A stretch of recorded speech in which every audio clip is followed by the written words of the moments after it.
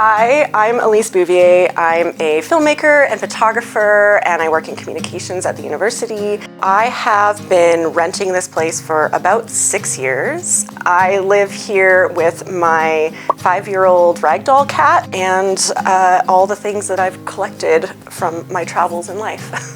I really believe that you can have a beautiful, functional, stylish home and you don't have to spend a lot of money. I prioritize secondhand. I think for myself, just ethically, I like to support and buy secondhand when I can, but also just budget-wise, I find I can get higher quality things for a better price if I can just take some time. Sometimes you don't find something right away, you just have to wait. And there's something about the thrill of the hunt too, of the joy when you find something that just fits perfectly that you didn't even know existed.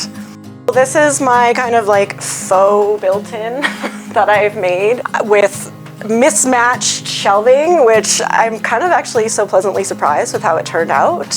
One of my favorites is this horse lamp. This lamp was in a vintage store and I couldn't afford it at the time, and so I was like, oh, that's a cool horse lamp. Oh well. And I went back several years later and the horse lamp was still there. The other fateful thing about finding this horse lamp was that when I went back, it was on sale. And so I think I paid like $40 for it. So this is one of my first upcycled pieces that I've really done. I found this buffet at an estate sale. I think I paid like $40 for it. I looked at a lot of buffets before and I knew I wanted to paint it, so I didn't want to spend a lot of money. I did end up spending about, I would say about $100 on paint and then like the knobs. So overall, the piece probably cost me about $150. I chose this really contemporary butter yellow color. I just kind of cut the legs down so it's slightly shorter to be better for the TV.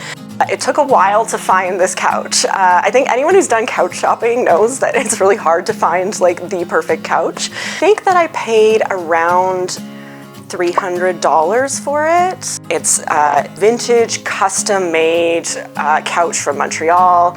It's got down filling in it, solid, really beautifully built, and I absolutely love the pattern and texture of the fabric, which is really hard to find in modern furniture.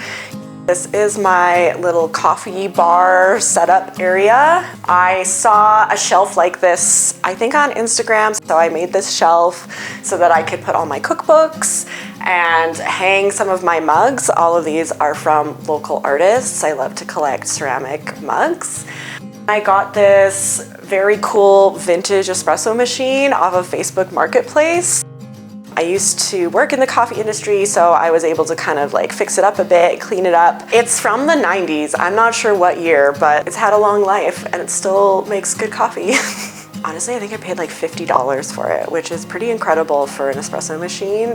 One thing as a renter that you can do to add your own style is to just swap out the handles on the cupboards. So I actually got these are all brass. I got them from Lee Valley. I think I paid 99 cents per handle, so it was a really good price. So this wallpaper is actually vintage wallpaper. I found it at the thrift store. I think I paid like $5 a roll and it was still in the plastic. And I still have another couple rolls that I'm just squirreling away and saving. So nice in a small bathroom like this because it just adds like just a burst of color and joy. I'll remove it before I leave. I think it's really important that even if you're renting, you still treat it as your home. It is your space. I know that gets really complicated in different areas with how your relationship is with your landlord. But ultimately, at the end of the day, there's always ways to add your own style to a place. It's been really satisfying to be able to create something that feels really beautiful and other people come in and they love the space. I love that you can still have a home like that without a big price tag.